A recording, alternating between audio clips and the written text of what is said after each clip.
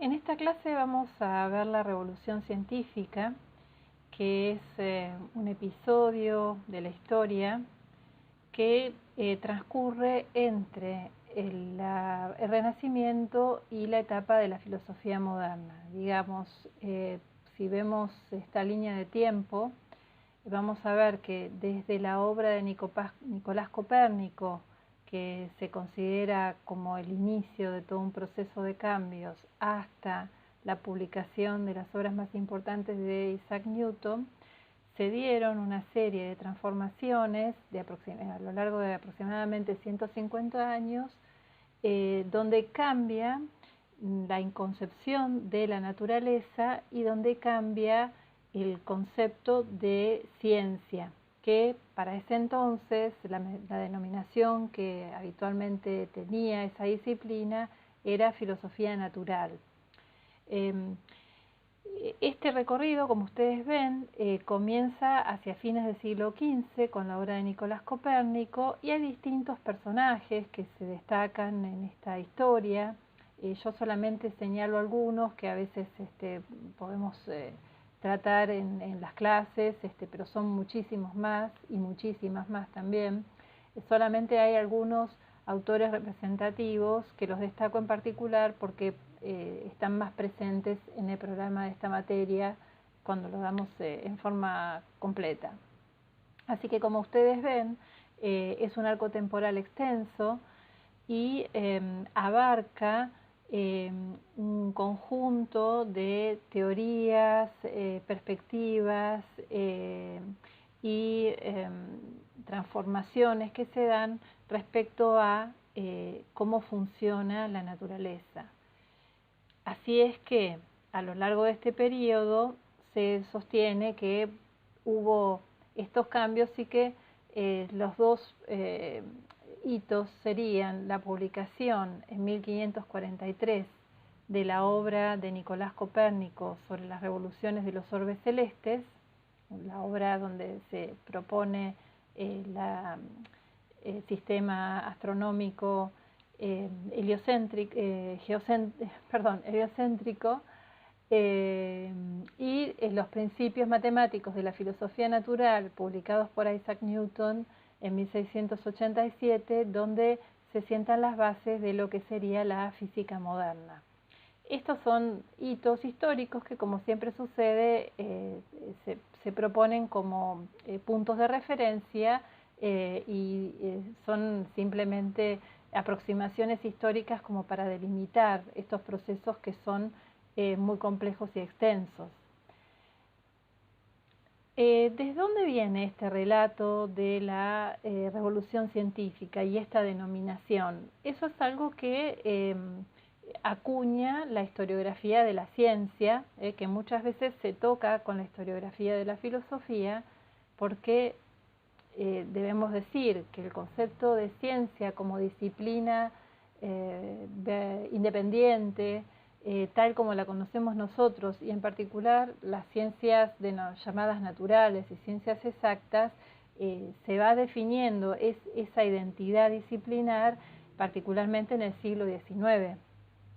Todavía en el periodo moderno y renacentista no había una distinción tajante entre la filosofía natural y un conjunto de disciplinas que ahora vamos a ver cuáles son, y las disciplinas científicas como las entendemos nosotros. Entonces, muy habitualmente, lo que hoy nosotros llamamos física, en aquel momento se llamaba filosofía natural.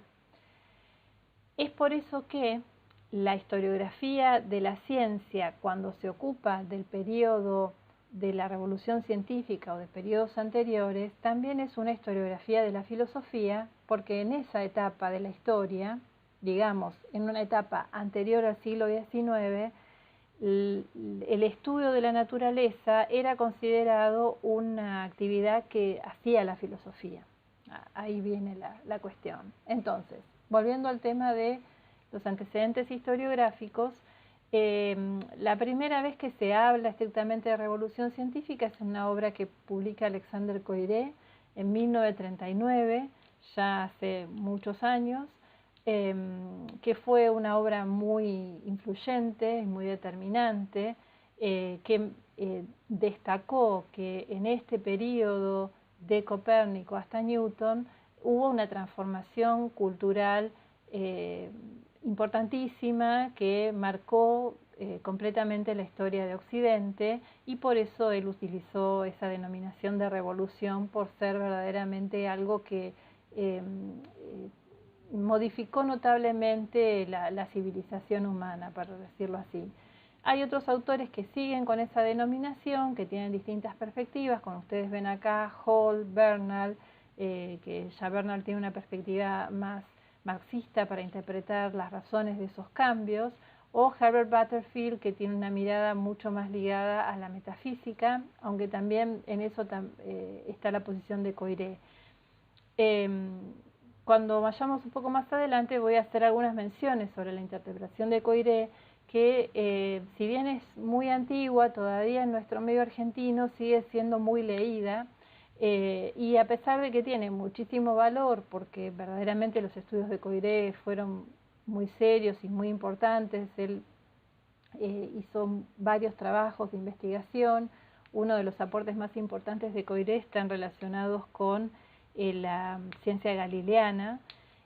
Bueno, el estado actual de los estudios ha mostrado varias deficiencias, por decirlo así, que tiene esa aproximación, que bueno, por ser pionera tenía muchísimos menos elementos que los que tenemos hoy para hablar de la revolución científica.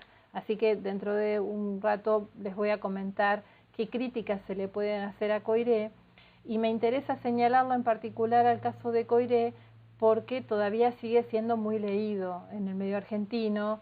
Hay un libro de él que se llama del cosmos cerrado al universo infinito, que bueno, es muy interesante, ha sido muy influyente y sigue siendo a veces un libro que está en la bibliografía básica de los textos, de los cursos introductorios sobre estos temas. Bueno, mi perspectiva, la que yo sigo, no es estrictamente la coireana por varias razones, sino que un autor que a mí me gusta mucho, cómo ha encuadrado, cómo ha entendido esta cuestión, es Stephen Shapin. Lo van a ver ustedes a su nombre en la bibliografía obligatoria sobre este tema, que tiene una perspectiva muy vinculada con la sociología de la ciencia, con los estudios sociales, hace una historia de la ciencia muy contextual, ¿no? Muy basándose en el lugar donde está situada la ciencia, es donde se han producido las innovaciones desde un punto de vista cultural, político, económico, y también los contenidos teóricos, filosóficos, metodológicos que están implicados en la ciencia.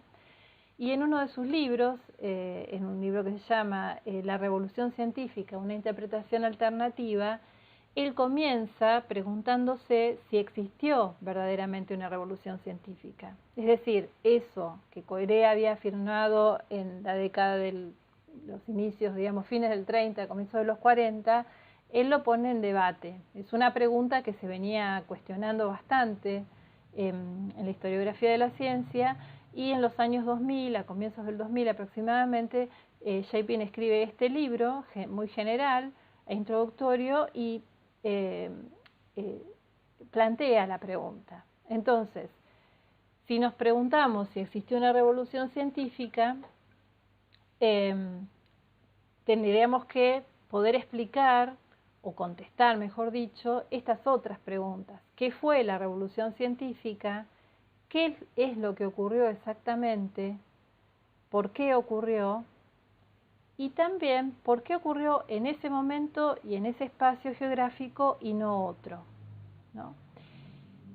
Un punto importante acá es prestarle atención al significado de la palabra revolución, porque hay una historia interesante que tiene esta palabra. En el sentido más primitivo, en el originario, quiero decir, de la palabra, revolución quiere decir volver ¿no? Retorno a un punto de partida. Una revolución, si uno tuviera que graficarla, si tuviera que dibujarla, por decir así, sería un círculo, ¿no? Es un recorrido que se hace, se avanza, pero se vuelve al punto de partida. Eso es una revolución. Es cíclico. El sentido de la palabra revolución denota un ciclo. De ahí que la obra de Copérnico justamente haya tenido ese nombre, sobre las revoluciones de los orbes celestes, que dicho en palabras más cotidianas y contemporáneas, para nosotros sería acerca de los giros de los astros o de las órbitas que hacen los astros en el cielo.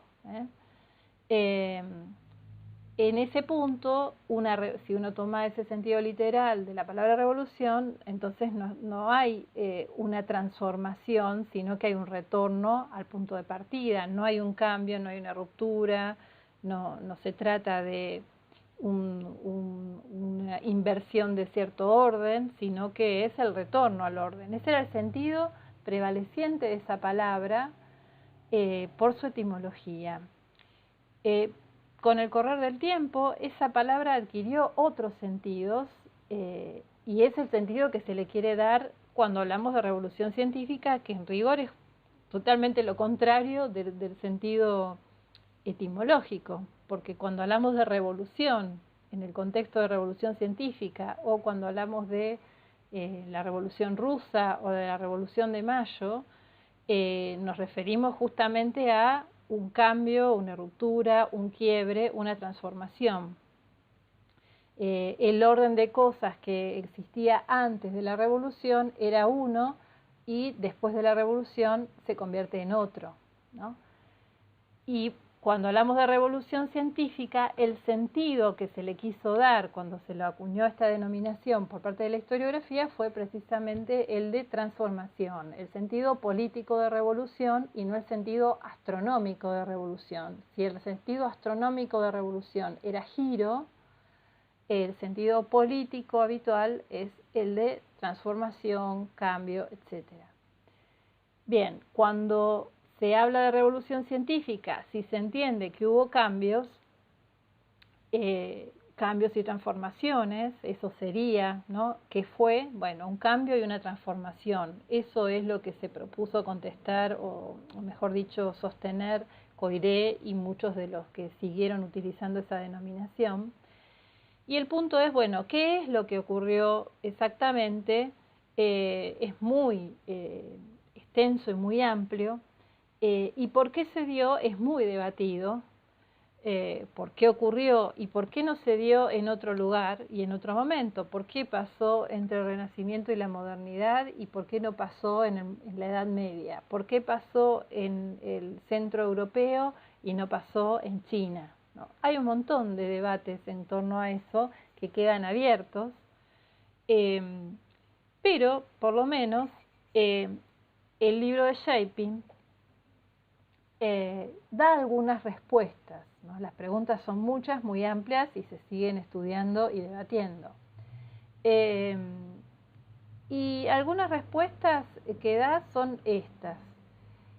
Primero dice que no hubo una revolución y acá está intentando señalar que no fue un cambio drástico de un día para otro, no es que después de Copérnico cambió completamente la percepción de la naturaleza y la concepción de ciencia, sino que hubo pequeños cambios, no son radicales y revolucionarios, pero hubo microcambios, microtransformaciones lentas,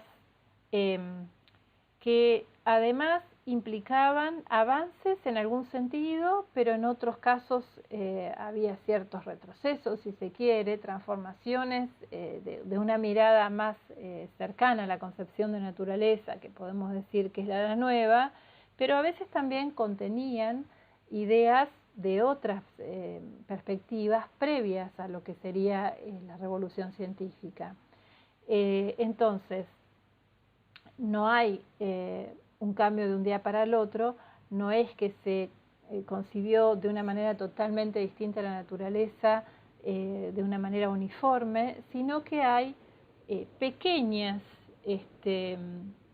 modificaciones. Por eso no se puede decir que hubo un único episodio definido, como por ejemplo la publicación de la obra de Copérnico o como por ejemplo la publicación de la física de Newton. Eso fue transformándose lentamente a lo largo de 150 años, nada menos. Otra cosa que también él quiere enfatizar, que es una de las posiciones que fueron más recurrentes durante muchos años, es que cuando hubo el cambio, cuando se dio el cambio revolucionario de la revolución científica, lo que ocurrió fundamentalmente es que se cambió de método para investigar la naturaleza. Y eso es también algo muy cuestionable, porque, como vamos a ver en lo que sigue de la clase, se propusieron distintos tipos de métodos. Algunos retomaban métodos anteriores y los modificaban, es decir, no hay una novedad radical metodológica, pero tampoco no hay una unicidad, por decirlo así, o unidad metodológica que llevó adelante la revolución científica. De la mano de la interpretación de Coiré, por mucho tiempo prevaleció la idea de que el cambio metodológico pasó por una matematización de la naturaleza y que todas las nuevas propuestas y teorías científicas eran de corte matemático. Y que entonces, bueno, obedecían a ciertos métodos deductivos y de carácter a priorístico. Sin embargo, hay muchísima más conocimiento en la actualidad que demuestra que no solamente hubo apuestas por la matemática, metodologías de carácter matemático deductivo, sino que también hay una apuesta fuerte por la experimentación. A veces se combinaban ambas perspectivas y a veces algunos partidarios de nuevas teorías científicas usaban solo experimentación sin matematización, o solo matematización sin experimentación. Es decir, hay una gran variedad de posiciones y de prácticas metodológicas. Y el último punto que señala Shapin es que cuando se habla de ciencia en singular, de revolución científica, y se pretende hablar de ciencia como si fuera una única entidad, no estamos siendo rigurosos con la situación que verdaderamente se dio en la historia. En ese momento había distintas prácticas científicas que podríamos llamar nosotros disciplinares, distintas disciplinas, digamos, una era la medicina, otra es la física, la astronomía, algo parecido a la incipiente química, bueno, otras más específicas como la astronomía, la meteorología, etcétera, y no todas fueron modificándose al mismo tiempo y de la misma manera, e incluso al interior de esas disciplinas había diferentes versiones y posiciones. Entonces no podemos hablar de la ciencia como si fuera un único bloque. Más adelante les voy a dar algunas precisiones sobre esto para que quede un poco más claro la diferencia entre la filosofía natural y otras disciplinas que estuve nombrando recién. Bueno, entonces, retomando, lo que señala Shapin como respuesta a esa pregunta de si hubo una revolución es que no hubo, siempre que se la entienda como un cambio radical, único, simple, con un episodio que transformó la ciencia y la imagen de la naturaleza o la imagen del mundo que se tenía, sino que lo que hubo fueron este tipo de cambios que yo acabo de resumir en este cuadro. Entonces él resignifica el sentido de revolución y es por eso que, como ven acá, él dice, bueno, pero yo estoy escribiendo un libro que se llama La Revolución Científica, un enfoque alternativo. La pregunta que me podrían hacer es ¿por qué tendríamos que estudiar una revolución que no existió? Acabo de decir que no hubo una revolución, y él, bueno, se hace cargo de lo que podría parecer una una contradicción, y dice, bueno, no es una contradicción porque es un hecho innegable que la ciencia anterior a Copérnico es muy distinta que la ciencia posterior a Newton. Es decir, lo que pasaba en el siglo XVI, antes de la publicación de la obra astronómica de Copérnico, y lo que se pensaba sobre la naturaleza y sobre la ciencia antes de Copérnico es muy distinto de lo que se pensaba sobre la naturaleza y la ciencia 150 años después con la publicación de la obra de Newton. Eso por un lado. Por otro lado, los mismos actores, agentes que estaban involucrados en todos estos procesos, pongamos por caso a Copérnico, a Newton, a Kepler, a Galileo, a Harvey, a, bueno, infinitos más, a muchísimos más, consideraban que estaban haciendo cambios, que estaban proponiendo algo nuevo. Esto está muy ligado con lo que estuvimos viendo en alguna de las primeras clases respecto de la conciencia histórica moderna. Cada vez más, en Copérnico es incipiente, él todavía es un renacentista, pero él está convencido de que él está proponiendo un cambio importante y se remite, señala que hay antecedentes en el pasado, pero que sabe que en el contexto de su época está proponiendo algo que es nuevo y que puede cambiar de manera muy profunda la concepción de la naturaleza. Lo mismo pasa con Newton, lo mismo pasa con el propio Descartes en su rol de científico, con Bacon, que también lo fue en algunos puntos, con Galileo, con Kepler, con Giordano Bruno, a quien yo nombré como, bueno, alguien lateral, pero que también podríamos contarlo como un científico en ciertos sentidos por sus intereses en la astronomía. Entonces, hay hechos que muestran que hay un cambio importantísimo en el pasado, uno lo puede constatar. Antes la ciencia era de una manera, después de esto la ciencia es de otra. Los actores pensaban que estaban haciendo un cambio. Y el último punto es que desde nuestro presente nos importa conocer esos cambios, qué es lo que pasó, qué transformaciones hubo. Y nos importa porque el legado de todas esas transformaciones llega hasta nosotros. Lo que hoy consideramos que es conocimiento científico, lo que significa la ciencia hoy como la que da cuenta de los hechos de la naturaleza. Estoy hablando siempre de las ciencias exactas y naturales por el momento. Lo que importa y lo que afecta en nuestra vida, ¿no? En este contexto que estamos pasando, cómo estamos esperando soluciones para resolver la pandemia, de la ciencia, de los métodos científicos, de los protocolos que tienen los científicos. Se ha puesto, bueno, incluso hay muchos que cuestionan si verdaderamente existe la pandemia o no. Ahí está puesto en juego el valor que tiene la ciencia como un discurso dador de verdad, que tiene efectos de verdad, o que da cuenta de alguna manera de hechos y nos ayudan a vivir, a mejorar como sociedad, etcétera, etcétera. Es decir, bueno, los efectos de todas esas transformaciones hasta el día de hoy son enormes, son de índole epistemológico, valorativo, es decir, hay toda una cuestión de valores que está ligado con la ciencia, la utilidad, la verdad, la neutralidad,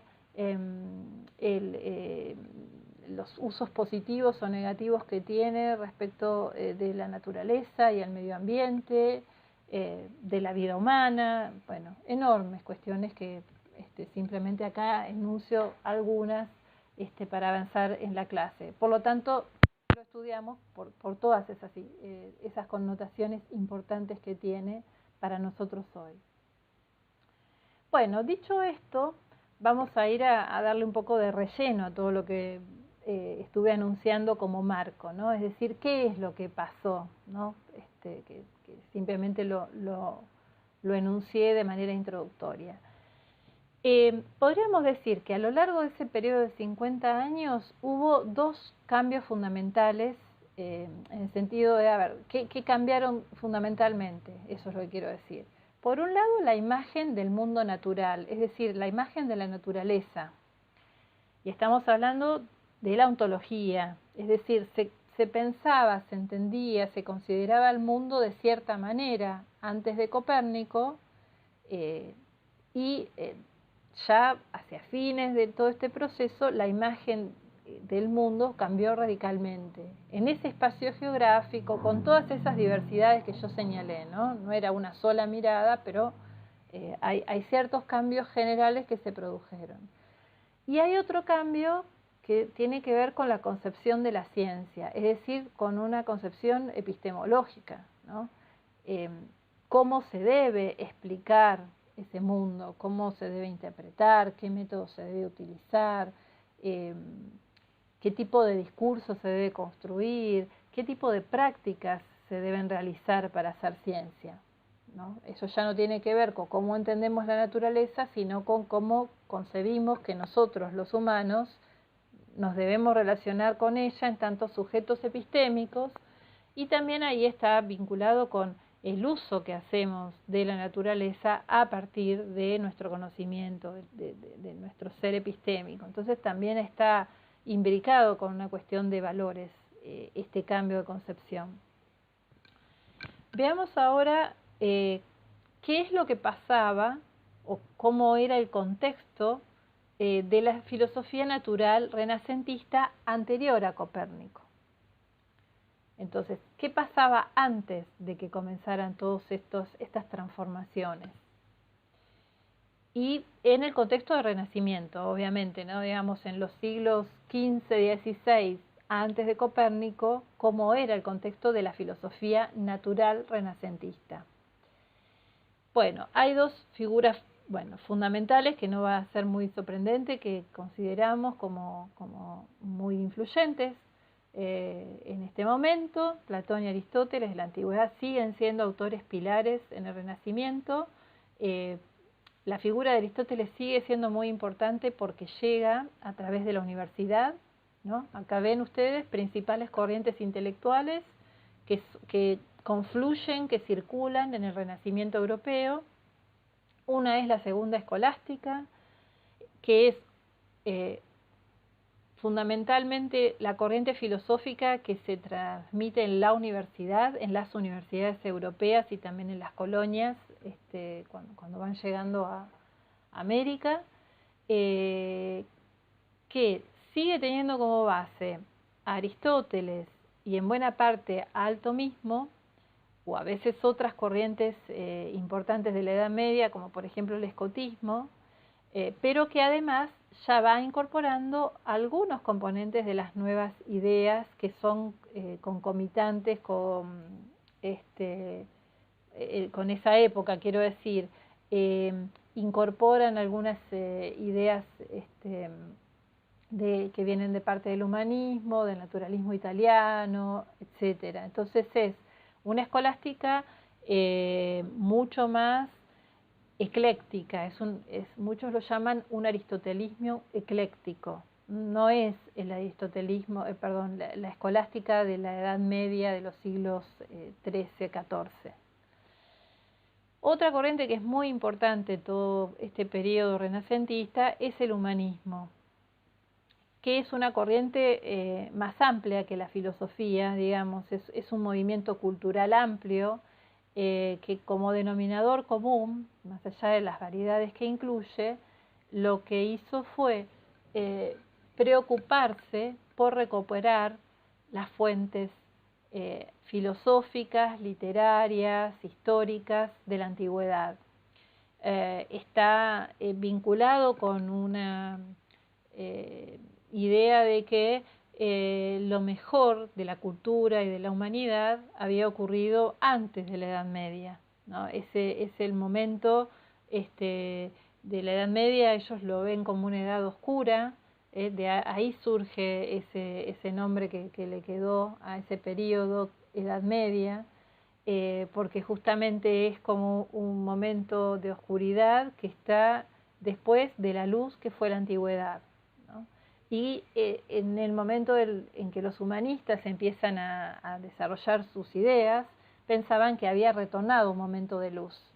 También en este momento es cuando se utiliza la denominación Renacimiento, porque ellos piensan que está volviendo a nacer esa edad de oro constituida por la filosofía antigua e incluso antes de la filosofía antigua. Muchos pensaban que desde los comienzos de la humanidad, ¿no? Desde la época adánica, había habido un momento de oro, de mucha sabiduría que se había perdido lentamente y que entró en un periodo de decadencia total con la Edad Media.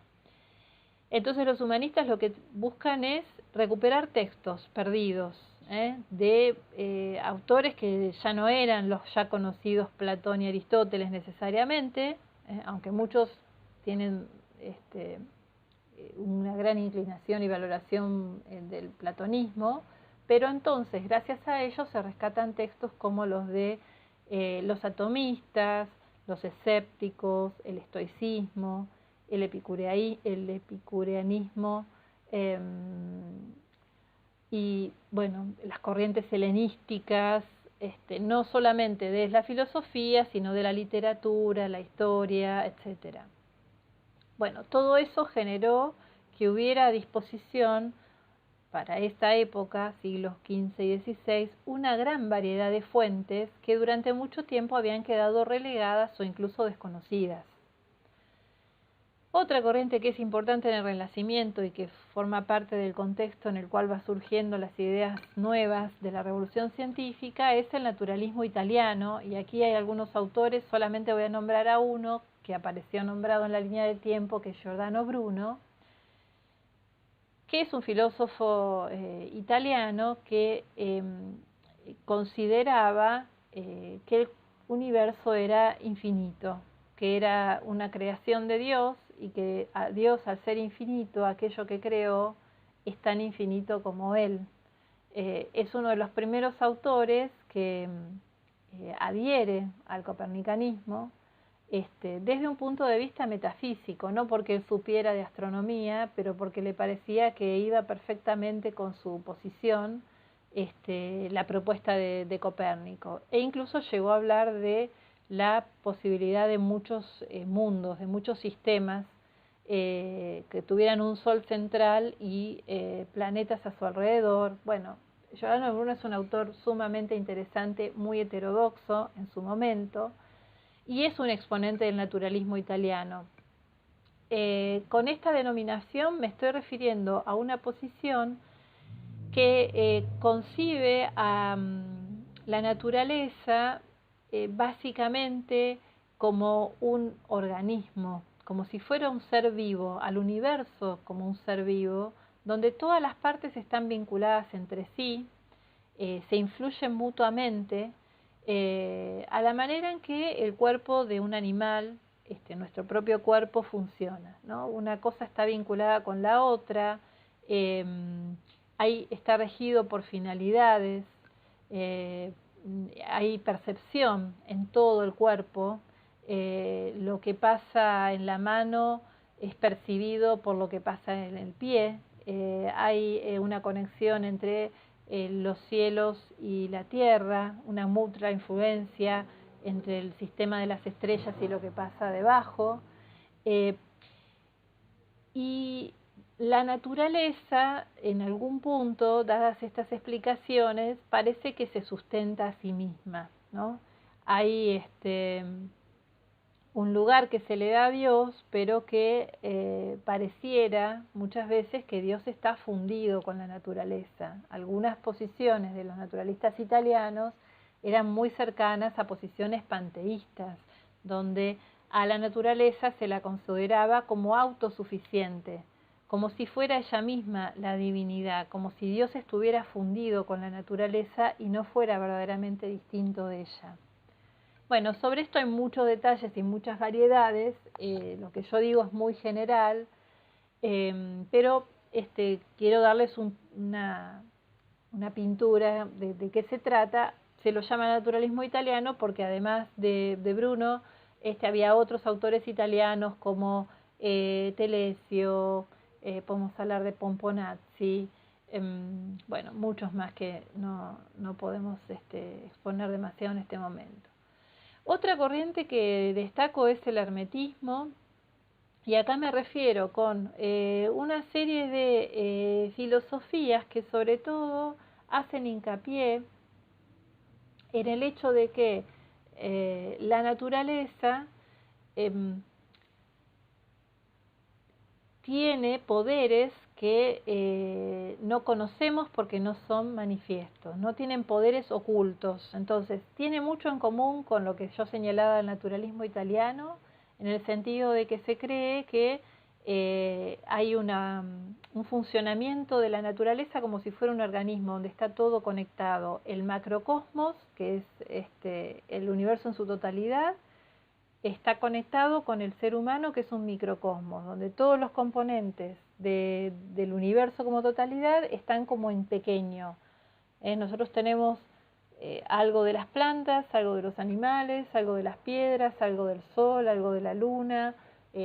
Por eso, por ejemplo, la astrología para ellos tenía mucho sentido, porque como estamos conectados con la totalidad, lo que pasa en las estrellas, en los cielos, en los planetas, incide en nuestra vida moral, social, en nuestro cuerpo, y también incide en las cosechas, en el resultado de una guerra, etcétera. Entonces sigue esa idea de que está todo conectado, de que el universo es una suerte de organismo, y a eso también se le agrega el componente de que los verdaderos poderes que tiene la naturaleza están ocultos, que debemos aprender a descifrarlos.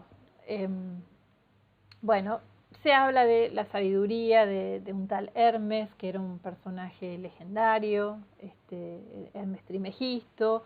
Hay un cuerpo de textos que se llamaba Corpus Hermeticum, que se lo habían atribuido a Hermes, a quien consideraban un sabio egipcio.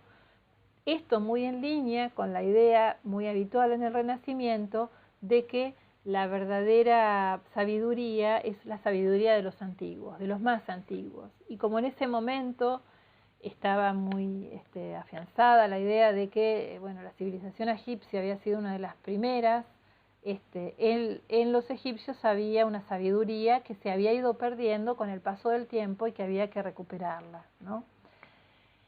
Bueno, la última corriente importante en este contexto es la del escepticismo, que como ustedes probablemente sepan es un desarrollo que el escepticismo nace, por lo menos el que nosotros conocemos en la línea occidental, nace en la Grecia antigua, se va desarrollando con fuerza también en la escuela platónica posterior a Platón. Hay distintas corrientes del escepticismo. La pirrónica y la académica son las más importantes y más diferenciadas, y esa es una corriente que subsistió, pero sin demasiada fuerza y protagonismo, hasta que en el Renacimiento vuelve a tomar fuerza, en parte gracias al trabajo de los humanistas, que sacaron del baúl, por decirlo así, un montón de textos que habían quedado relegados, ¿no? Que contaban las doctrinas de los escépticos antiguos. Pero también a esto se suma el hecho de que la reforma religiosa, que se inicia en 1517 con la protesta, digamos, con la disidencia que manifiesta Lutero en el seno de la Iglesia Católica, bueno, ese proceso que se inicia con ese episodio simbólico de Lutero, generó una crisis en el seno de la religión y la disputa por cómo determinar cuál es la verdadera religión, que fue en definitiva un problema de cuál es el criterio para separar la falsa de la verdadera religión. Por ejemplo, el catolicismo del luteranismo, del calvinismo y de las muchísimas otras corrientes que se fueron dando con el avance de los años.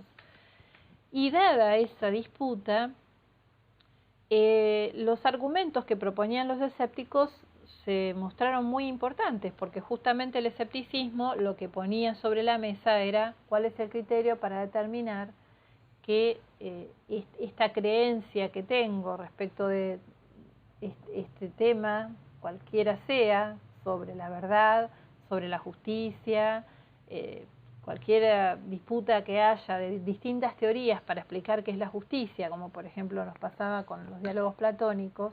Bueno, de todas las respuestas que se dan a la pregunta ¿qué es la justicia?, ¿cómo sabemos cuál es la verdadera? ¿Podemos saber que una es verdadera y estar seguros y ciertos de que hay verdad? ¿O esto nunca va a poder resolverse y vamos a tener siempre dudas respecto de eso? ¿Cómo podemos determinar qué es verdadera una y no la otra? Bueno, los escépticos creían que en definitiva nunca podíamos llegar a una respuesta verdadera que fuera absolutamente cierta, es decir, que no nos dé ningún lugar a dudas. No voy a adentrarme en las distintas respuestas que se dieron entre los pirrónicos y los académicos, pero lo importante es tener en cuenta que ese mismo cuestionamiento se usó para discutir sobre cómo podemos saber cuál es la verdadera o la falsa religión, ¿no? Entonces, entre los distintos partidarios de las distintas religiones, fundamentalmente las primeras discusiones se dieron entre Lutero y Erasmo de Rotterdam, que argumentaba en favor de la Iglesia Católica establecida. Entre ellos se acusaban, digamos, mutuamente con argumentos escépticos para desacreditar a la posición contraria.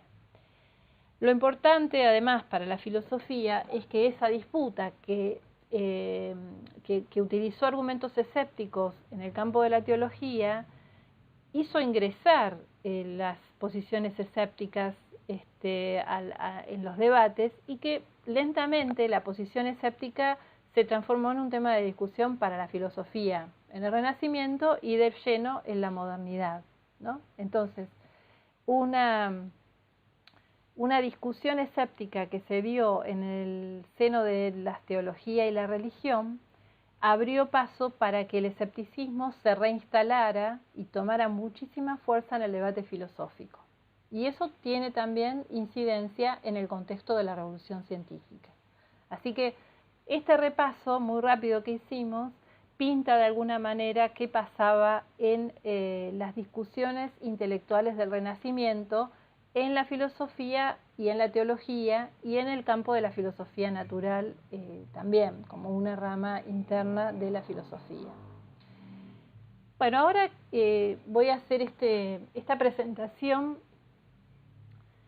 de las disciplinas científicas. Acá la palabra científica la pongo entre comillas, porque como yo les decía al comienzo de la clase, estamos usando la palabra ciencia acá con el término actual, porque cuando yo digo revolución científica en este momento, la primera referencia que tenemos es la de las ciencias naturales y exactas, ¿no? Todavía hoy, cuando uno dice la ciencia a secas, el primer significado que nos lleva esta palabra es la de ciencias naturales y exactas, y eso se debe mucho a las transformaciones que generó la revolución científica, porque el modelo de lo que es ciencia se fue estableciendo con este cambio y se dio en relación con disciplinas que hablaban de la naturaleza.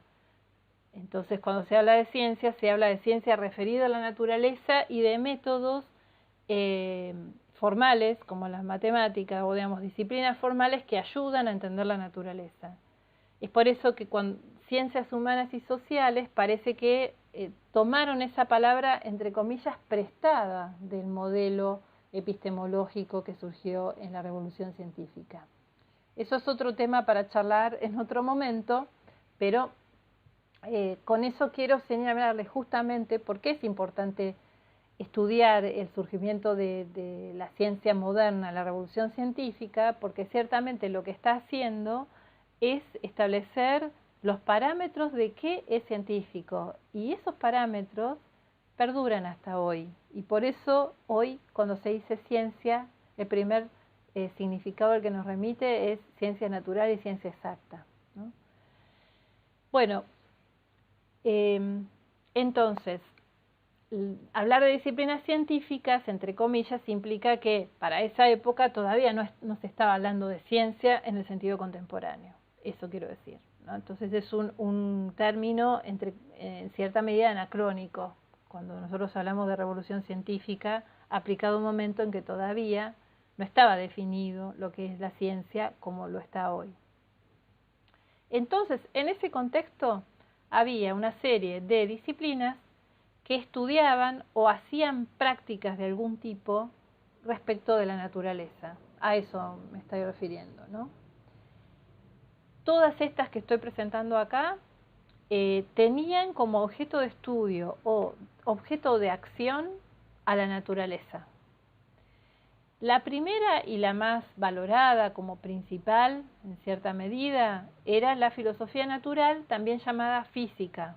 Quizás este nombre, física, les suene si en filosofía antigua alguna vez vieron, estudiaron el libro de Aristóteles que se conoce como física. Y bueno, del cual también deriva la palabra metafísica, como sabemos cuando se clasificaron los libros de Aristóteles. Esa disciplina, básicamente, cuyos nombres eran intercambiables, ¿no? Se usaban los dos nombres para referirse a lo mismo, estudiaba la materia, el cambio y el movimiento. Esos eran los temas sobre los cuales hablaba. También hablaba del espacio, del tiempo. Esos son los temas típicos de Aristóteles, en la física de Aristóteles. Entonces hablaban de qué está compuesta los cielos, de qué está compuesta la tierra, qué tipo de cambios se dan, qué sería el movimiento, qué es el tiempo, qué es el espacio. La palabra física de hoy en día, para denominar a una disciplina científica, tiene algo que ver con esos significados, pero no es exactamente lo mismo que la física de hoy. Después había un grupo de ciencias a las que se llamaba medias porque tomaban sus principios de la física, porque asumían ciertas teorías sobre la materia y el movimiento, pero además utilizaban a las matemáticas. Las llamaban medias porque había una unión de, digamos, una combinación de la física con la matemática. Hay un mix, una mixtura, por decir así. Y estas eran la astronomía, la óptica, la mecánica. Cuando se habla de mecánica, se habla del estudio de los movimientos de las máquinas. Supongamos una fuente, supongamos un molino, un reloj, ese tipo de cosas. Y la música, en tanto, era una disciplina matemática, donde los sonidos, las disonancias, las consonancias se explicaban por proporciones, por relaciones numéricas, ¿no? Por la octava, supongamos, los intervalos, ¿no? Etcétera. Todo lo que sería la música, en tanto, entre comillas, matematizable. Y se la enseñaba en la universidad como parte de el quadrivium. Luego estaba la medicina, que es bastante más fácil de entenderlo porque seguía, como hoy, digamos, era la ciencia dirigida al cuerpo humano y tenía fines terapéuticos. Y después hay una serie de artes, se usaba en general la palabra arte, práctica. Yo le puse la parte práctica, la palabra práctica para que quedara un poco más claro, para distinguirlo de las bellas artes, para que no se confunda, pero en realidad sí, en esa época se decía ars, artis, o artes mejor dicho, sin decir práctico, porque para ellos implicaba un hacer, una producción, era poético. En el sentido de palabra griega, de hacer, de praxis. Entonces, eran una serie de conocimientos que llevaban a ciertas prácticas, ¿no? Como el diseño de mapas, que era sumamente importante. Imagínense que estamos en el contexto del Renacimiento y en algunos lugares, como por ejemplo en la península ibérica, o también en Inglaterra o en Holanda, había mucho desarrollo de esos conocimientos, pero que tenían un fin eminentemente activo. La medicina también se la llamaba arte muchas veces, ¿no? La metalurgia, el trabajo con los metales, la extracción de los metales, el procesamiento de los metales, la navegación, la minería, podría agregar aquí la meteorología, que era otra de las artes. Bueno, aquí ya había una incorporación de un saber hacer, un saber que es de tipo manual. Entonces, a lo que tradicionalmente para los griegos no tenía un estatus epistemológico de ningún tipo, porque ya no era simplemente un saber teórico, un saber que se conocía por los libros, se fueron incorporando como artes que tenían un valor epistémico porque nos enseñaban algo sobre el mundo, este tipo de prácticas como la cartografía, la metalúrgica, la metalurgia, la navegación, la minería. Podríamos agregar también la herboristería, todo ese tipo de conocimientos de los vegetales, por ejemplo, ¿no? Y así muchos más. Entonces, ese era el contexto, sintéticamente, de las distintas disciplinas que se conocían y se practicaban en la etapa de la revolución científica durante el Renacimiento. Quiero decir, en la etapa precopernicana, ¿no? Bueno, ahora vamos a ver cómo eso fue cambiando. Y vamos a hacer una comparación entre el antes y el después. Acuérdense que estos son puntos de referencia. No creemos que hubo un cambio de radical de un día para otro, después de que se publicó la obra de Copérnico, todo fue distinto y nuevo, sino que fue un proceso largo de aproximadamente 150 años de muchas transformaciones. Y yo apuntaba a señalar esa diversidad disciplinar para que tengamos en cuenta que las transformaciones se dieron de diversas maneras en algunas de esas disciplinas más que en otras. Fundamentalmente, los cambios más importantes se dieron en el ámbito de la astronomía y de la física. No por casualidad se pone a Copérnico y a Newton como los principales, digamos, como esos dos referentes de los cambios, porque ahí es donde se dieron los cambios más profundos durante esa etapa. Las otras disciplinas fueron transformándose después, más lentamente, ¿no? Y fueron surgiendo otras ciencias más claramente distinguibles, como por ejemplo la química, que en ese momento todavía no se presentaba como tal, sino que se presentaba como alquimia. Vamos a ver entonces esos puntos de comparación. Primero, la representación del mundo, la imagen del mundo. Así era la imagen copernicana, precopernicana, discúlpenme, del mundo, donde hay una combinación de la cosmología de Aristóteles con el sistema astronómico que Ptolomeo le agregó posteriormente. Es decir, tanto Aristóteles como Ptolomeo son autores de la antigüedad. ¿Y por qué podemos decir que es aristotélico y tolemaico? Porque fundamentalmente lo que encontramos es la combinación de lo que sería la cosmología de Aristóteles con la modelización matemática astronómica que le hace Ptolomeo. ¿A qué me refiero?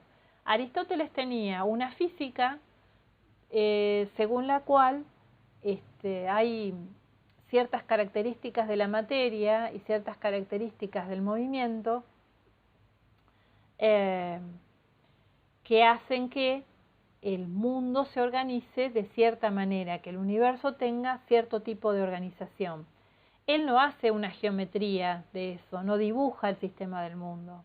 No dice, por ejemplo, en qué lugar exacto está Mercurio, en qué lugar exacto está Saturno.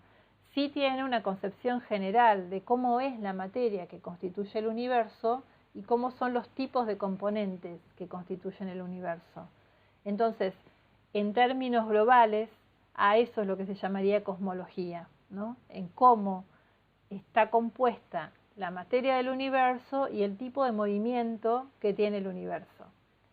Partiendo de esa concepción cosmológica general que tiene Aristóteles, que en parte presenta en el libro de la física y en parte en otro libro que se llama Sobre el cielo, se desarrolla toda una tradición aristotélica y Ptolomeo, ya como un astrónomo, le da una formulación geométrica astronómica, que es, bueno, acá es un dibujo, por supuesto, contemporáneo, ¿no? De todo esto.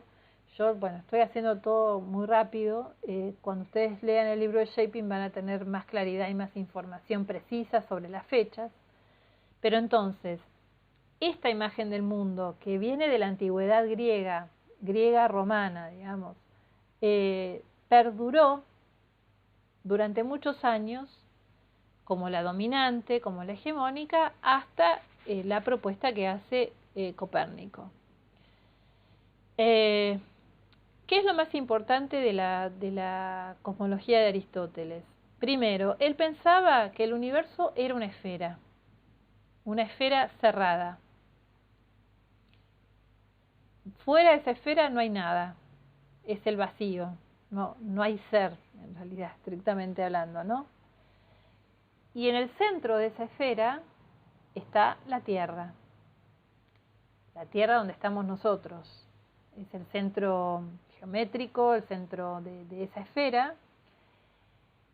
Y además, esa esfera está dividida en dos grandes regiones. Ustedes ven ahí que hay una línea que es roja, ese es el límite de la región sublunar, y por arriba de ese límite está la región que se llamaba supralunar. Es decir, que la esfera por donde pasaba la luna, ¿no? El recorrido que hacía la luna como astro, generaba una división de dos partes.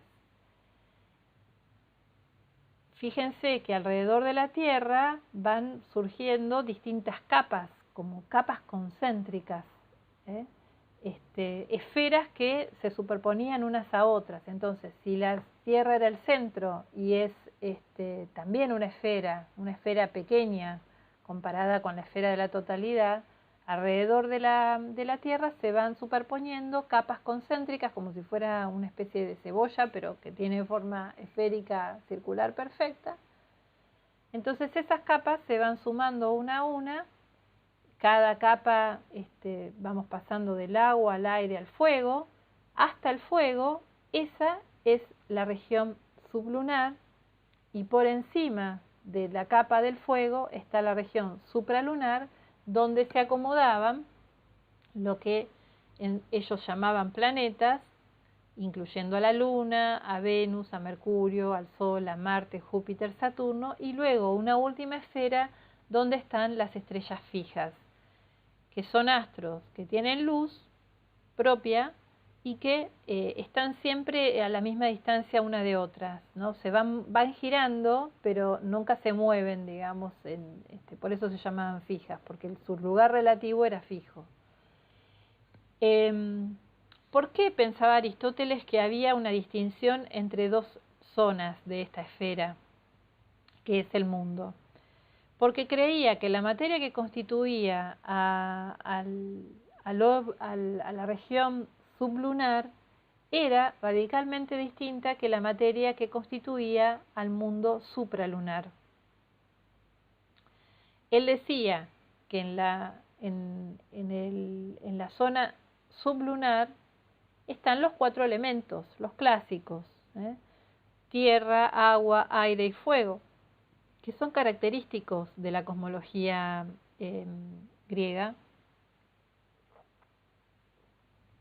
Entonces, estos son los cuatro elementos, están en nuestra región, la sublunar, y estos elementos tienen la característica de estar sujetos al cambio permanente, a lo que en la terminología aristotélica se llamaba la generación y la corrupción. Supongamos, el agua puede transformarse en vapor, en aire, para ellos así lo llamaban, ¿no? O también puede pasar de estar en el estado líquido a estar en un estado sólido, transformarse muy fuertemente. Lo mismo puede pasar con el aire. El fuego puede comenzar y luego extinguirse y transformarse totalmente en aire. Así eran las transformaciones. Ellos creían que había una transmutación entre los elementos.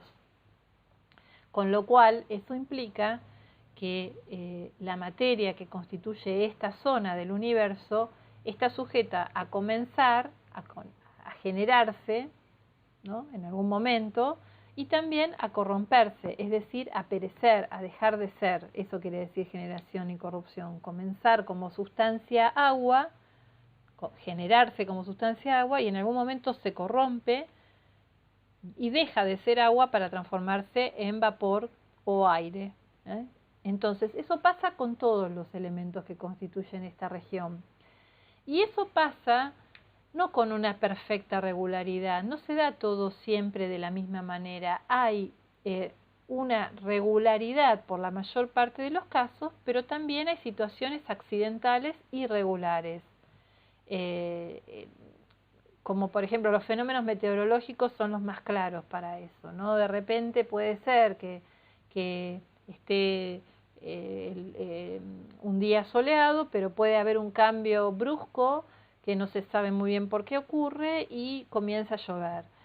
O puede haber un terremoto, o puede haber una sequía, o puede haber una enfermedad inesperada. Todos ese tipo de cosas muestran que la regularidad en este ámbito no es perfecta, que hay ciertos ciclos que se dan, supongamos los ciclos de las estaciones, el ciclo del día y de la noche, hay cambios con cierta regularidad, pero no todo lo que sucede es perfectamente siempre igual, sino que hay cosas que ocurren de manera distinta por causas accidentales y que entonces dan muestra de que este mundo está compuesto de una materia donde puede haber irregularidades que no se pueden conocer de antemano, etcétera, etcétera.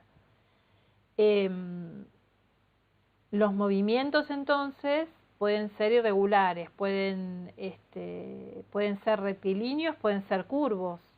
Si yo agarro una piedra, va para arriba, por ejemplo, si la tiro hacia arriba, pero en algún momento cae, va a dirigirse hacia abajo. El agua corre para cierta manera en un río, pero después se desvía, no va siempre de la misma manera. Y eso es la muestra de que los cambios, los movimientos de ese tipo de materia no son siempre de la misma manera, no son siempre a la misma velocidad, no son uniformes, etcétera. Son rectilíneos, son curvos, pueden ser de muy diversas maneras. La situación es muy distinta en la materia que está por arriba de la esfera de la Luna, a la que se llama genéricamente éter o también quinto elemento. Así eran denominaciones que, bueno, todo esto va tomando forma y no, más allá de como lo dice Aristóteles, la tradición que lo sigue le va dando distintos nombres. Y esa materia, principalmente, lo que destaca Aristóteles es que no está sujeta a generación y corrupción. La materia que hay en el Sol, en la Luna, en los distintos planetas, considerados planetas en esa época, y en el espacio interestelar, en el espacio que está llenando todo el universo hasta que termina la esfera, es materia absolutamente eterna, nunca cambia, nunca comienza, nunca termina, nunca se genera, nunca se corrompe.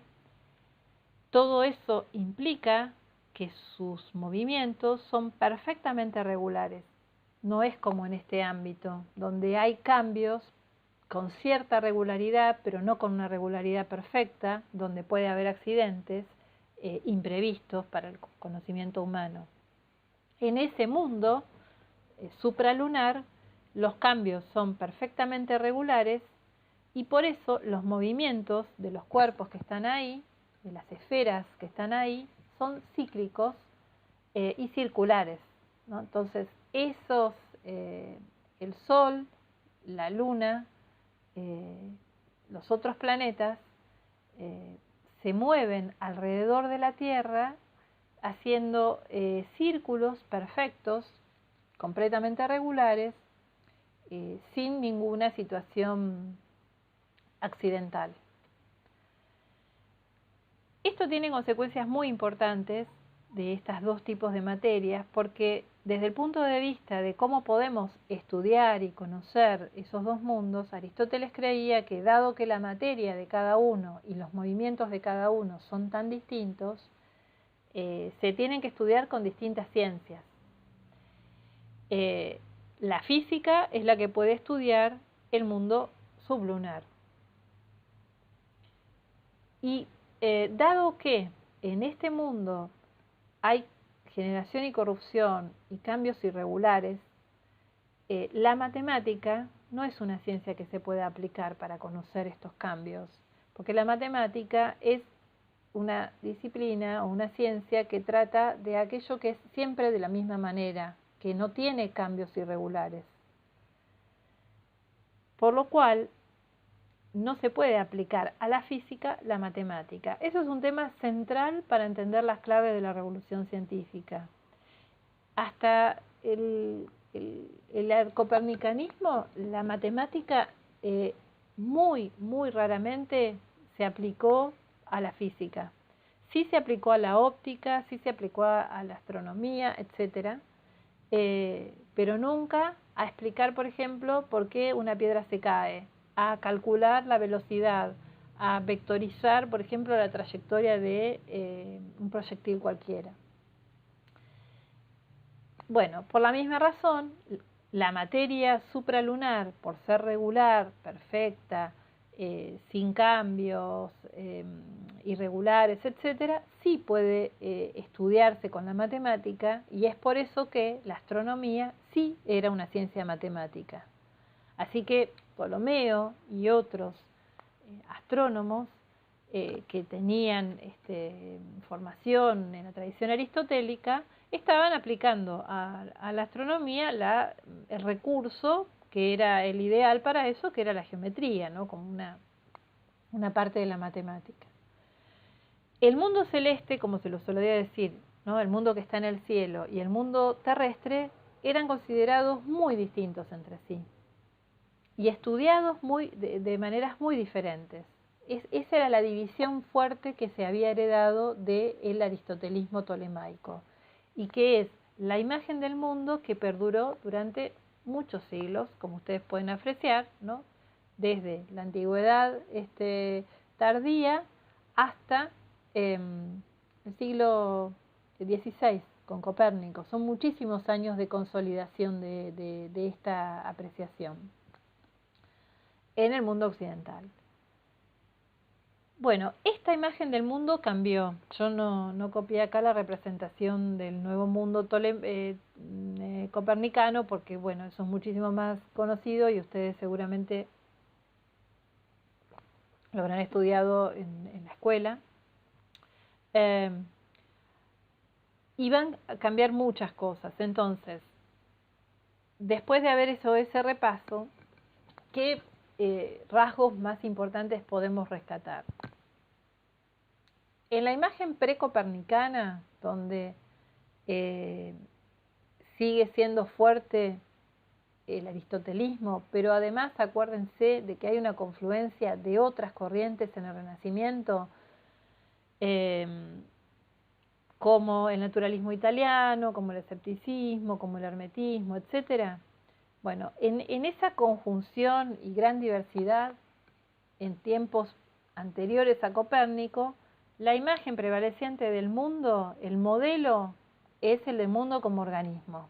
Ya estuvimos hablando de qué se trataba. Entonces, había un organicismo.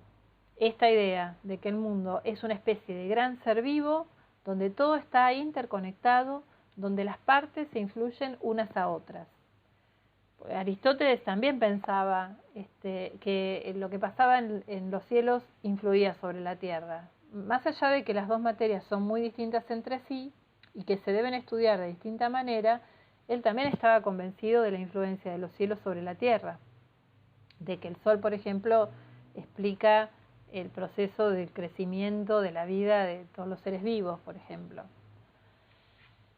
En cambio, con la nueva imagen del mundo que se va gestando a lo largo de estos 50 años, el modelo más representativo, mayoritariamente asumido, ¿no? Siempre teniendo en cuenta de que había mucha variedad, pero bueno, el modelo que se va a ir imponiendo lentamente es que el mundo es como una máquina. Ya no se lo piensa como un ser vivo, que justamente por ser vivo tiene vida, ¿no? Tiene percepción, tiene algo parecido a sentimiento también para muchos. Bueno, cuando cambiamos de modelo, lo que se entiende es que el mundo es como una máquina. Así es como va transformando la imagen del mundo la revolución científica. Entonces, el modelo ya no es un animal, como era el modelo para el organicismo, sino que el modelo podría ser un reloj, que era una de las máquinas más desarrolladas en esa época, que más interés causaba, etcétera, ¿no? Hay partes en una máquina que cada una cumple una función y se mueve de determinada manera. Pero ya no se piensa que lo que pasa en una es sentido o afecta a la otra, sino que cada una es un engranaje dentro de una máquina. Y nada más.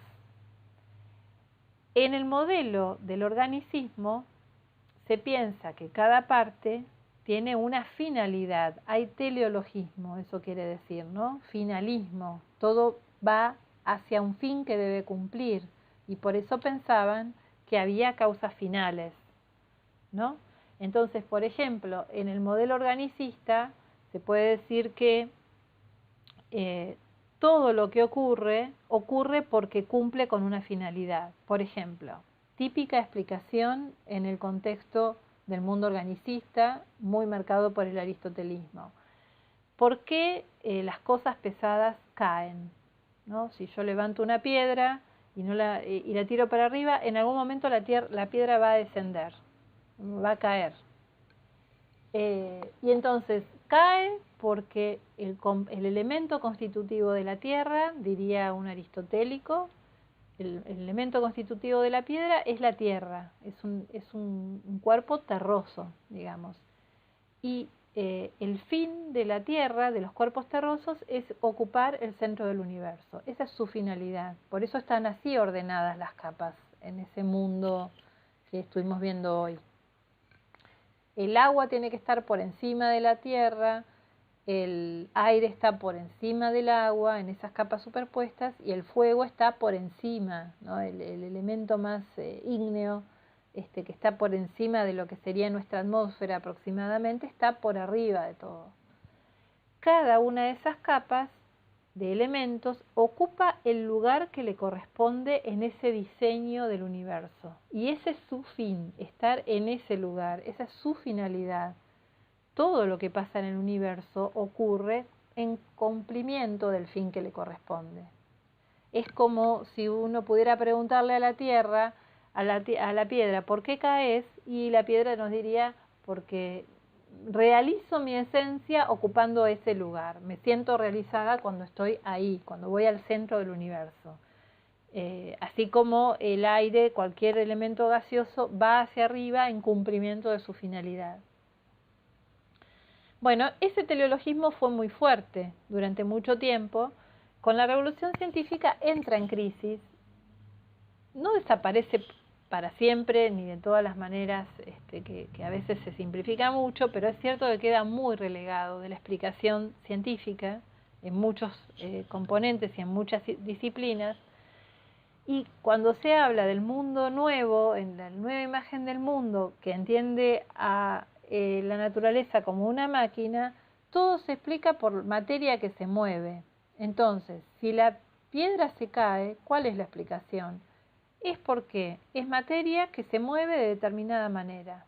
No tiene finalidad la piedra. La piedra se cae porque tiene determinada composición material, porque tiene determinada forma, porque está a determinada altura, porque hay un viento que la tira para cierto lugar, porque hubo un motor, una mano que la impulsó, que además esa mano es otro cuerpo que se está moviendo.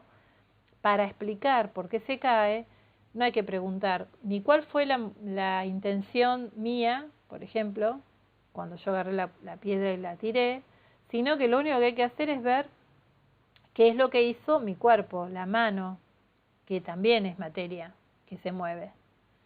Y cuando se mueve de tal manera, agarró tal material, con tal peso, con tal dirección, etcétera, etcétera, con tal velocidad, la piedra, que también es un objeto material, es un cuerpo, se va a caer a determinada velocidad, haciendo determinada curva. Todo así se explica cuando se entiende al mundo como máquina. De la misma manera que podemos explicar cómo se mueven las agujas de un reloj. Así sería la diferencia. No importan las causas finales. Algunos pensaban que existían causas finales en la revolución científica, pero en todo caso, si existían, no eran importantes para una explicación científica. No sé, había una finalidad por la cual las piedras caen o no caen, etc. Lo más importante es que para dar una explicación científica tenemos que tener en cuenta la materia, que tiene tales características, a tales movimientos. Muchas veces esas características apelaban a los corpúsculos, a los átomos, etc. Bueno, otro gran cambio, muy importante también, de la revolución científica tiene que ver con las formas sustanciales. La herencia que llega del aristotelismo reformado, bueno, sistematizado, etcétera, por algunas corrientes de la Edad Media, sostenían que los cuerpos eran compuestos de materia y forma. Decimos, si volvemos al caso de la piedra es un compuesto de materia y forma, donde a una materia prima se le imprime la forma sustancial de la piedra, que le da una determinada esencia. Justamente esa esencia establece cuál es el fin de la piedra, ¿no? Entonces la esencia de la piedra determina que el fin de la piedra es estar en el centro del universo.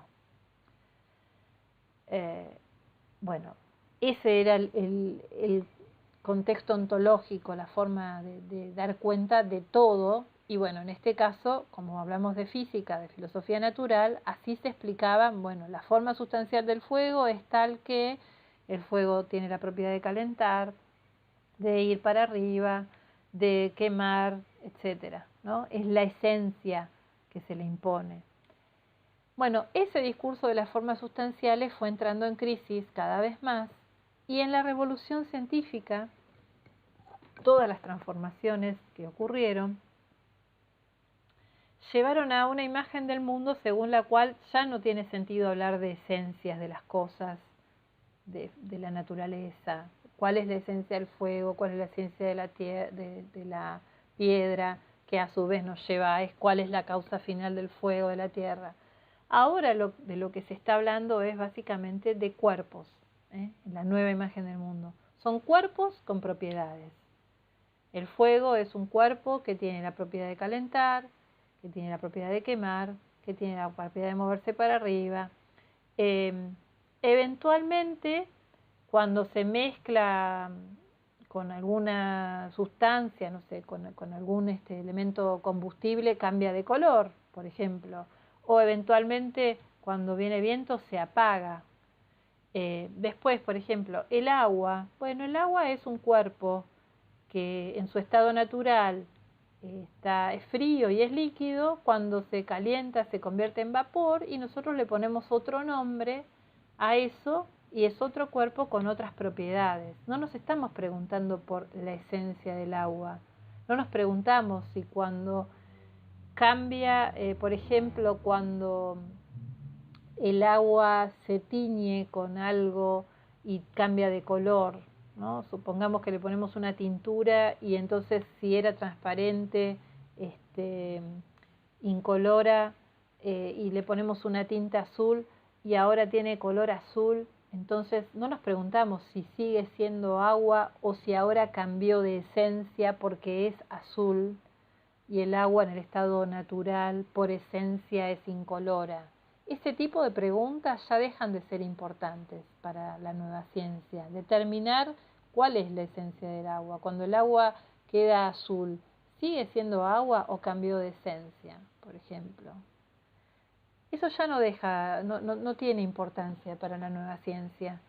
Lo importante es determinar que ese es un cuerpo que tiene propiedades y se los clasifica a los cuerpos. Es cierto, sí, bueno, a esto lo vamos a llamar agua, a esto lo vamos a llamar aceite, a esto lo vamos a llamar cisne, a esto lo vamos a llamar gorrión, etcétera, etcétera. Vamos a clasificar la naturaleza. El tema de la clasificación fue importantísimo para las ciencias naturales en el siglo XVIII y XIX, etcétera. Pero ya no importan tanto las esencias. La mayoría de los las nuevas teorías dejaron de lado ese tipo de discursos. Otro punto importante de diferencia entre la imagen del mundo heredada y la imagen nueva es las propiedades. ¿De qué tipo son esas propiedades? Que también se las llamaba cualidades muchas veces. Como vimos antes, cuando hablábamos del hermetismo, era muy habitual que se pensara que en la naturaleza, en el mundo precopernicano, en la imagen del mundo precopernicano, hay algunas propiedades que son manifiestas, generalmente se las llamaba cualidades primarias a esas, ¿no? Y algunas otras derivadas, pero manifiestas a la simple vista, a la simple percepción humana. El frío de un metal, el calor del fuego, el gusto de una manzana, etcétera, es manifiesto. Pero hay ciertas propiedades que no se ven, que no son evidentes a simple vista, que para conocerlas tenemos que hacer un tipo de investigación o tener cierta capacidad o cierto estudio o cierta preparación para encontrarlas. Los ejemplos más habituales de ese tipo de cualidades a las que se llamaban ocultas eran las propiedades que tenían las hierbas o algunos minerales para curar enfermedades o para producir efectos en el cuerpo humano, por ejemplo, ¿no? Las propiedades medicinales, vamos a decir así. A simple vista no nos damos cuenta por solo mirar, tocar o incluso oler una planta que tiene un efecto digestivo, por ejemplo. Eso está oculto, eso está invisibilizado, por decirlo así, y debemos saber interpretar los signos externos que tienen las cosas para darnos cuenta de sus poderes internos, ocultos, ¿no? Había detrás de ese tipo de concepciones, eso es bastante más característico del hermetismo que del aristotelismo, o incluso del naturalismo era más característico. Había que saber interpretar qué marcas tienen las cosas en la naturaleza para saber cuáles son los poderes que tienen ocultos, ¿no? Y bueno, había una interpretación muchas veces del mundo como algo lleno de símbolos, una interpretación simbólica de la naturaleza, ¿no? Entonces a veces se pensaba que la forma que podía tener una flor, la figura de una flor, o de una planta, mejor dicho, tenía la marca, teníamos que saber interpretar cuál era el poder oculto que tenía. O por ejemplo, el color de una piedra nos tenía que hacer ver, teníamos que saber descubrir el valor de las cosas por el color, por la forma, etcétera. Bueno, eso es todo un capítulo muy interesante sobre el cual no me puedo detener mucho. Bueno, ese tipo de discurso desapareció muy generalmente de las miradas de la revolución científica, y ahora se hablaba sobre todo de cualidades primarias y secundarias o propiedades primarias y secundarias. Eso es una discusión que sobre todo vamos a ver, por ejemplo, en algunos autores como John Locke o como el propio Descartes o Galileo, donde se dice, bueno, hay ciertas propiedades que están en todas las partículas de la materia, por ejemplo, el tamaño, la figura, las propiedades que podríamos llamar nosotros geométricas o incluso la resistencia. Cualquier pedazo de materia de cualquier cuerpo va a tener siempre forma, tamaño, resistencia, ¿no? Si yo divido un cubo de madera, todas las partes de ese cubo de madera van a tener siempre esas propiedades. Pero después hay otras que no son geométricas y que son propiedades que dependen básicamente de cómo nosotros percibimos a, a esos cuerpos, esas materias. En general la distinción era entre esas propiedades que están siempre, no importa si nosotros las percibimos o no, como el tamaño, la forma y la figura, ¿eh? El pequeño pedacito microscópico de madera va a tener siempre tamaño, forma y figura. Nosotros no lo vemos, no lo podemos ver, pero existe esas propiedades materiales que están en todas las partes de la materia. Pero después tiene, la madera tiene cierta dureza, tiene cierta temperatura, si pudiéramos probarla tendría cierto gusto, tiene olor. Ese tipo de propiedades son las que se llamaban secundarias y dependían de la percepción humana y variaban de punto de vista, bueno, etcétera.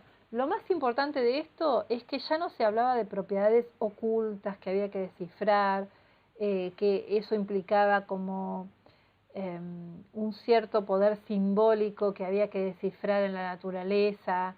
Ese tipo de cosas desapareció del discurso. Es importante también señalar que las propiedades primarias, al ser geométricas, eran cuantificables y matematizables, mientras que las secundarias quedaron como en una especie de margen de no matematización, que bueno, eso va transformándose lentamente, sobre todo con las teorías sobre la luz, ¿no? Y los colores, etcétera, que también son matematizables, pero bueno, es una historia bastante larga y compleja.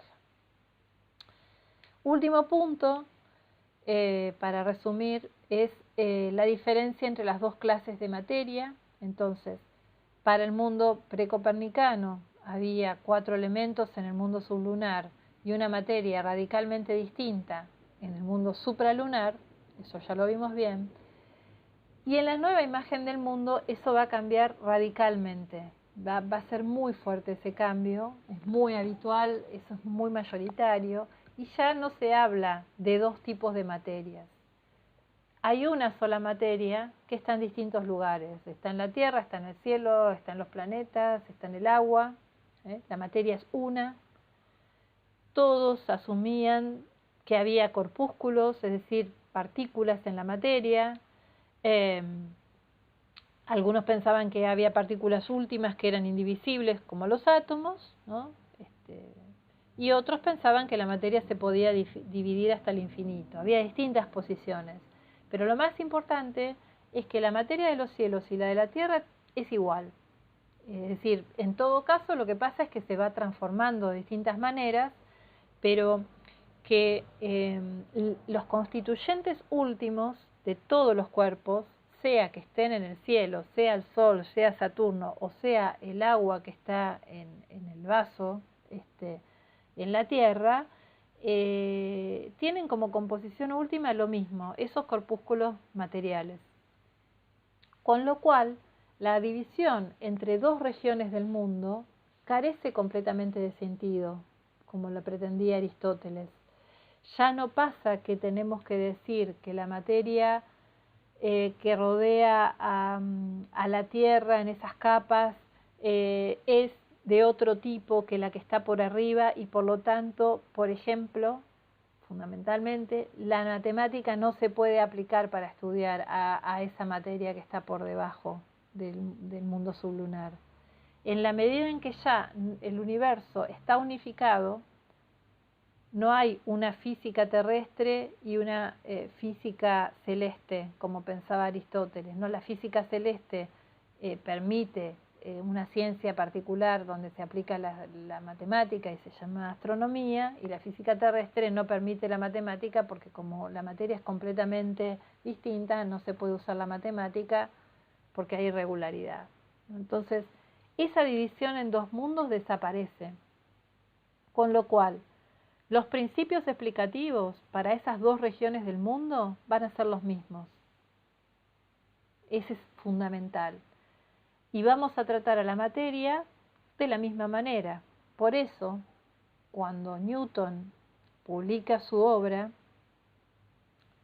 él explica el movimiento de los cuerpos que están en la Tierra con los mismos principios, con las mismas leyes del movimiento que los movimientos de los astros, del cielo, ¿no? La teoría de la gravitación universal justamente es universal porque vale para lo que pasa en cualquier punto del universo, en la Tierra, en el Sol, en la Luna.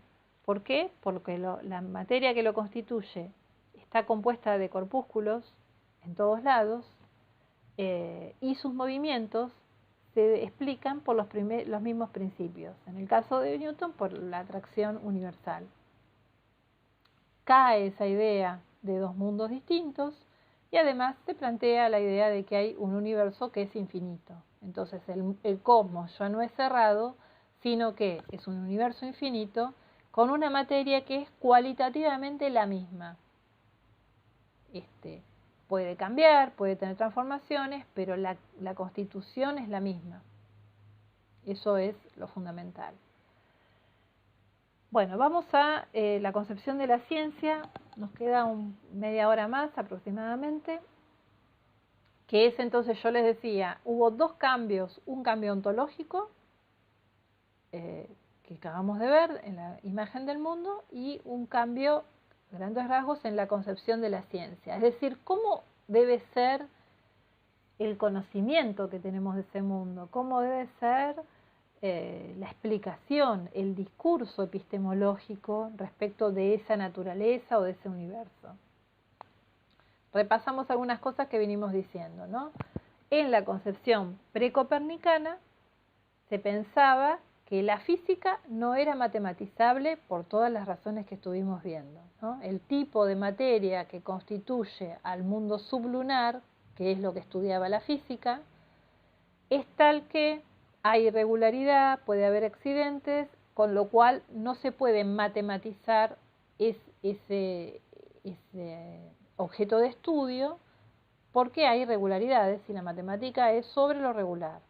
Bueno, en la revolución científica se da una matematización de la física. Entonces, se puede explicar en términos cuantitativos, geométricos, mensurables, los movimientos terrestres como los movimientos celestes. Ya no está prohibido. Eso que muchos partidarios de las nuevas ideas utilizaran la matemática como clave para explicar el universo. No todos lo hicieron, pero muchos lo hicieron, y lo más importante de todo es que consideraban que ya no estaba prohibido como lo había establecido Aristóteles, ¿no? Entonces, los que no usaron la matemática no la usaron porque pensaban que no era tan importante y tan útil, pero no era por las razones por las que Aristóteles no las usaba, porque Aristóteles pensaba que había dos mundos radicalmente separables y distintos. Eso es un punto importante. Entonces, hay una matematización, como decía Coiré, que fue un cambio fundamental, y en eso tiene razón. El error de Coiré es pensar que solo hubo matematización, ¿no? Porque, como vamos a ver ahora en lo que sigue este cuadro, además de matematización, hubo otros que prefirieron más la experimentación que las matemáticas para dar cuenta de la nueva imagen del mundo. Esto está ligado a lo que viene, a la cuestión de los métodos. En la ciencia precopernicana se predominaban métodos de tipo demostrativo que utilizaban deducciones silogísticas. En general eran a priorísticos, con poca base en observaciones empíricas y mucho más partiendo de principios establecidos sobre ciertos postulados sobre la naturaleza, y de ahí se hacían ciertas deducciones. Bueno, había también muchas opciones, es un tema verdaderamente muy complejo. Acá quiero simplificar todo lo que se pueda.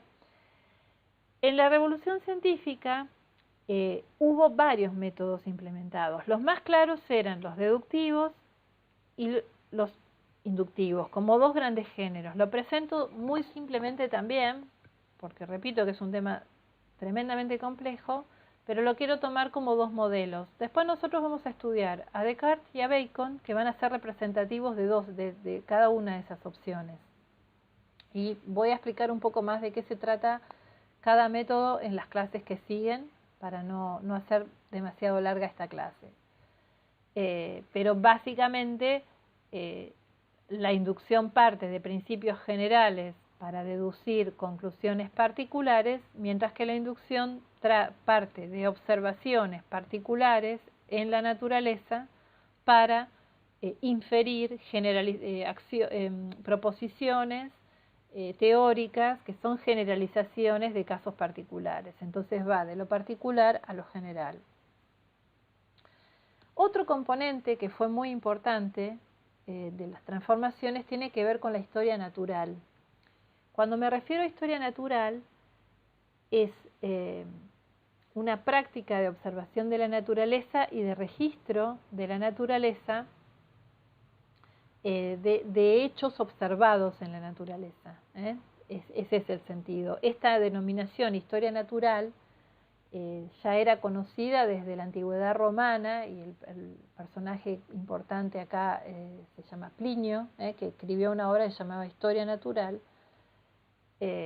muy conocida y muy citada también en el Renacimiento.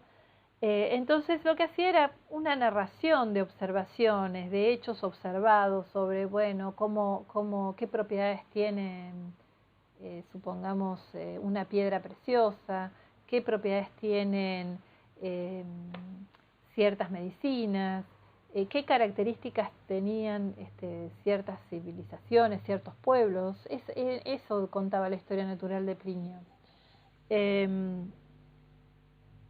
Perdón.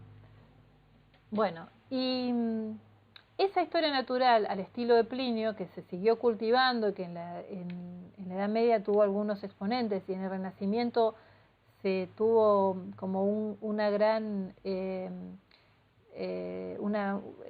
recuperación, por decir así, porque con la llegada al continente americano se les abre a los europeos un mundo nuevo también, un mundo donde hay toda una cantidad de especies animales, vegetales, minerales que eran desconocidas para ellos, donde se encuentran con pobladores ocupando estas tierras que eran muy distintos, con culturas muy diferentes. Entonces también proliferan muchos textos del estilo de Plinio, que se llamaban historias naturales, relatando esas cosas que observaban. Ahora, este tipo de historia natural, yo la llamo aquí, para darle una denominación, no metódica, en el sentido de que no estaban compuestas con el objetivo de, a partir de ellas, generar conocimiento científico. Es decir, son anotaciones sin seguir ningún tipo de protocolo de organización de la información, de separación de la información en temas, en capítulos, sin un control riguroso de la calidad de la observación, de la fuente de la observación. Es decir, se anotaban, los historiadores eran muchas veces viajeros que tomaban notas de lo que veían, y después los que hacían esos tipos de textos, y muchas veces después había otros autores que recogían de distintos libros que leían una serie de observaciones, haciendo una especie de compendio de historia natural, pero no porque ellos lo habían visto, sino porque lo habían leído. Y no había ninguna verificación de que la información que se daba en esos libros, o que transmitían oralmente viajeros que venían de un barco, de una expedición que habían hecho a América, y contaban, sí, en América hay frutas que tienen tal forma y tal gusto, y los americanos, los indios como lo llamaban, los usan para curarse estas enfermedades. Y ellos tomaban notas sin verificar, sin conocer la veracidad de esa información, sin controlar, sin sistematizar, etc.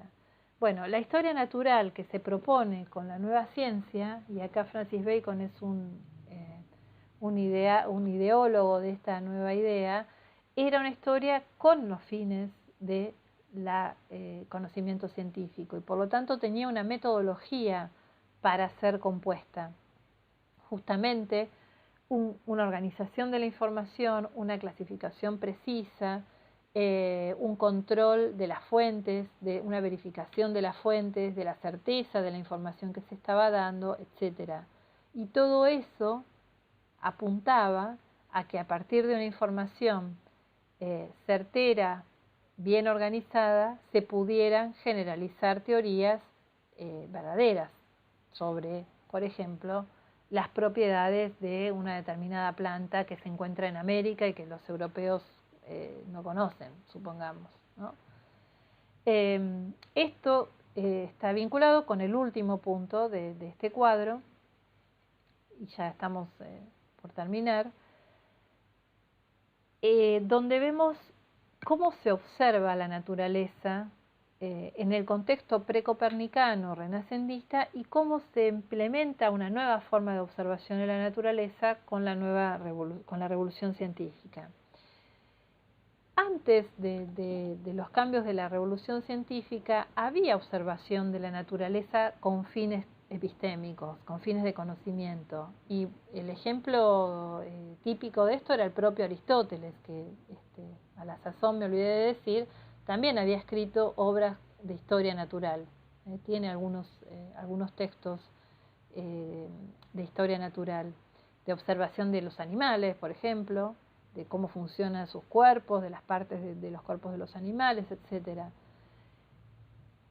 Y si bien, por ejemplo, en el caso de Aristóteles había un fin epistémico, un interés por conocer, lo que no hay es intervención sobre lo observado, es decir, es una contemplación de la naturaleza atenta que registra cómo funciona el cuerpo de los animales, por ejemplo, pero que no modifica la naturaleza, no interviene, no cambia las variables, el estado de los cuerpos de los animales, por ejemplo, para conocer mejor su funcionamiento.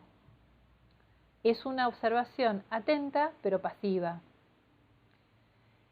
Un cambio muy importante que se produce paulatinamente y de manera sistemática y metódica en la revolución científica es que se interviene la naturaleza, que la observación modifica el estado natural para conocer mejor a los cuerpos que se quiere observar y conocer.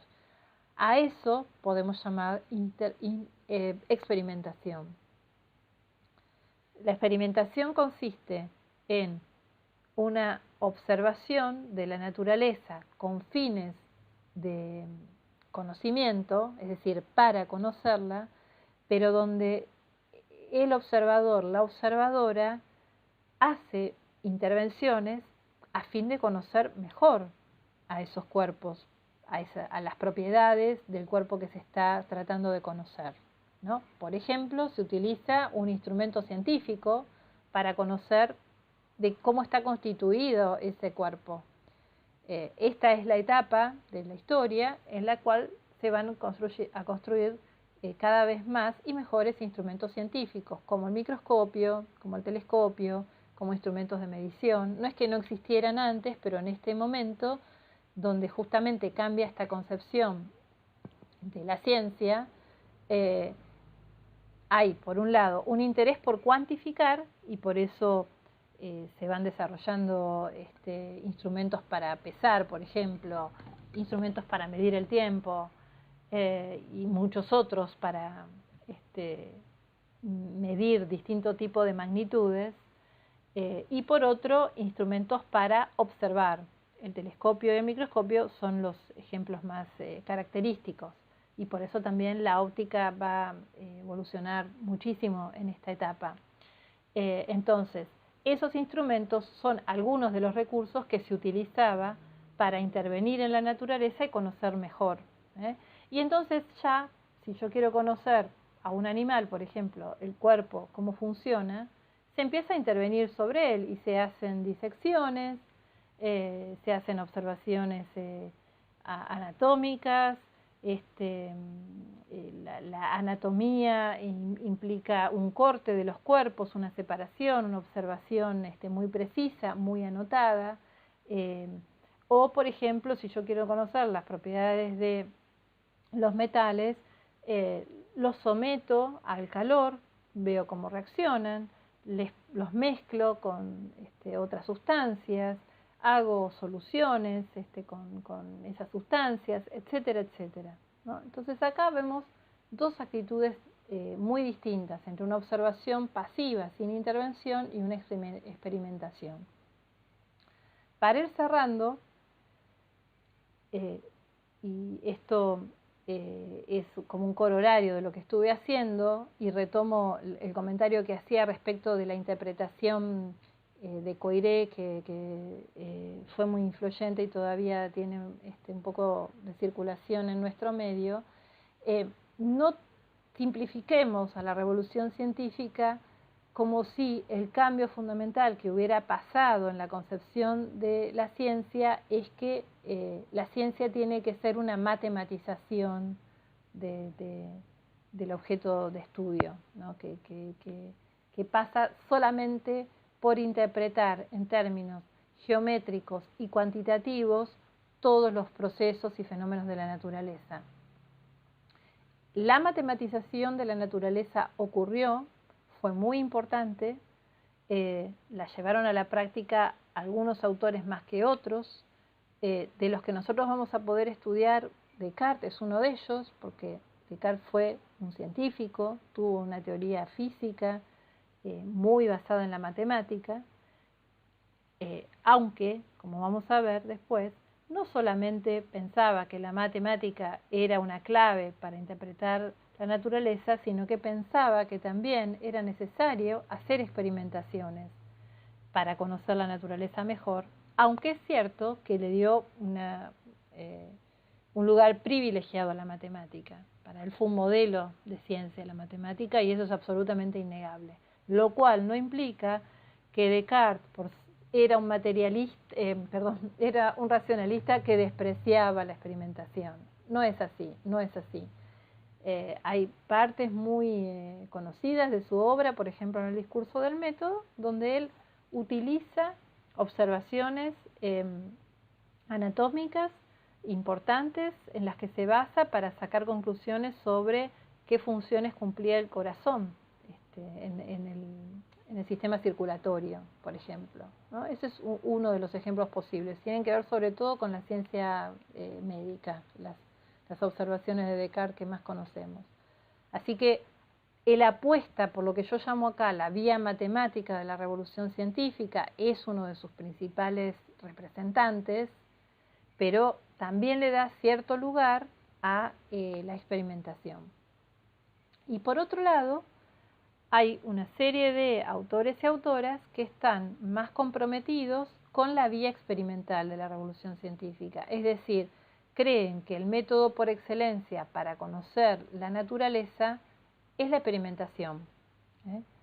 Muchos lo vinculaban con un método inductivo, entonces que la matemática, bueno, puede servir, puede ayudarnos a hacer cálculos, pero la verdad que lo más importante, lo fundamental, lo primero es mirar la naturaleza, observarla y hacerlo a través de experimentos e instrumentos científicos.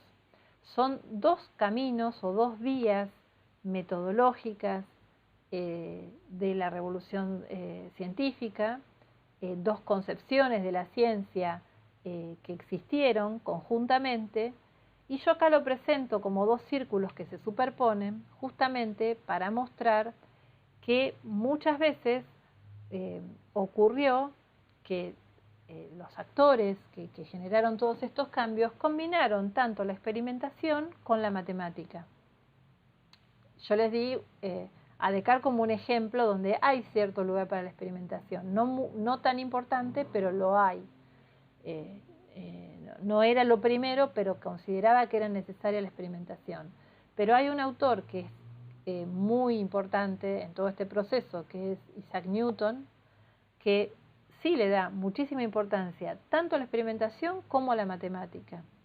Por eso a Newton muchas veces lo presentan como la síntesis de la revolución científica en muchos sentidos, porque todos los procesos que se fueron dando en el ámbito de la física y la astronomía, él los conjuga, los articula, varias razones, porque unifica la física celeste con la física terrestre, porque explica todos los cambios del universo con un conjunto de leyes que van a ser comunes, ¿no? Y que generan esta teoría que nosotros llamamos gravitación universal.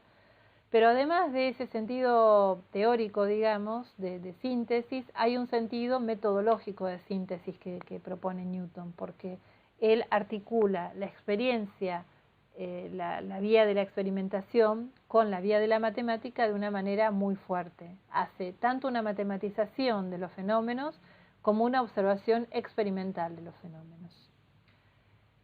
Bien, entonces, lo que queda simplemente es mostrar estas dos figuras. Nosotros no vamos a estudiar a Newton o Galileo, porque no es un curso de historia de la ciencia que estamos haciendo, pero sí, en las clases que vienen, vamos a ir profundizando en dos autores que fueron muy importantes en estas transformaciones.